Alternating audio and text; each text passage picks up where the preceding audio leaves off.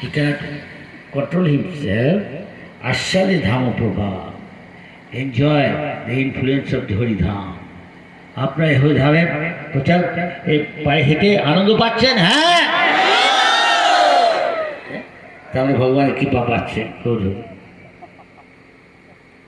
জিনিসে আসক্তির কথা বলে খুব ভক্তি পথে একটা হলো হরিনাম, আরেকটা হলো ভাগবত, ব্যক্তি ভাগবত, আরেকটা হচ্ছে গ্রন্থ ভাগবত। কিন্তু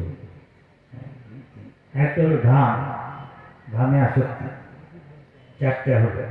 আরেকটা কি?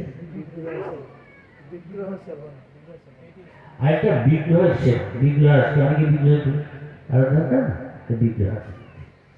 এমনি হলে খুব তাড়াতাড়ি আমরা ভক্তি পথে অগ্রসর হতে পারি। মার্গ ভক্তি ইয়ার নাম ওয়াকিং, আপনারা হাঁটছেন এই ধামের মধ্যে এর অনেক ফল আছে, অনেক অশ্বমের যজ্ঞের ফল হাঁটতে লেখা আছে শাস্ত্রে। বিশ্বাস করে চলেন, কিছু তো হবেই। আপনি ধাম পরিক্রমা ভালো লাগছে, আনন্দ পাচ্ছেন, হ্যাঁ?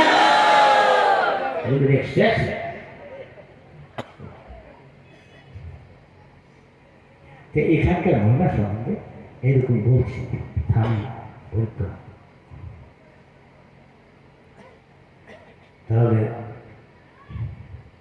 এখন তো এই হয়ে গেল এখানকার।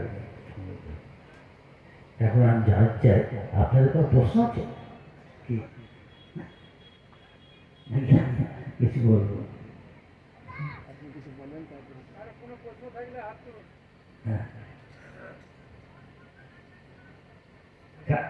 হ্যাঁ, হাত তুলেছে?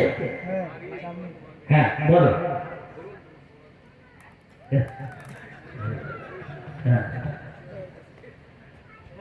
কিসে কনসাসনেস?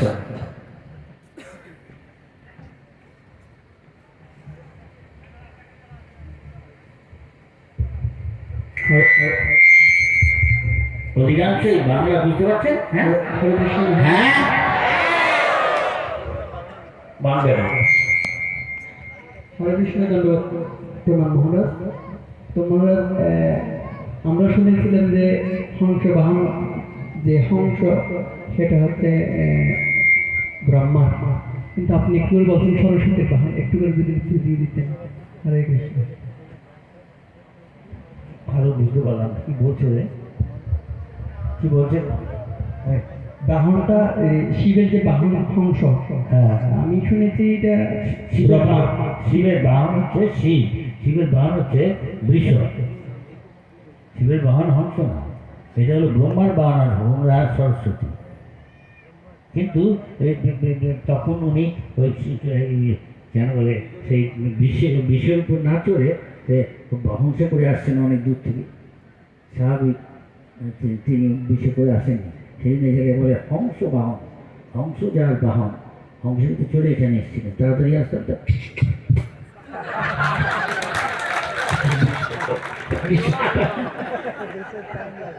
বিশ্বের টাইম লাগবে, quick express, express train, express air.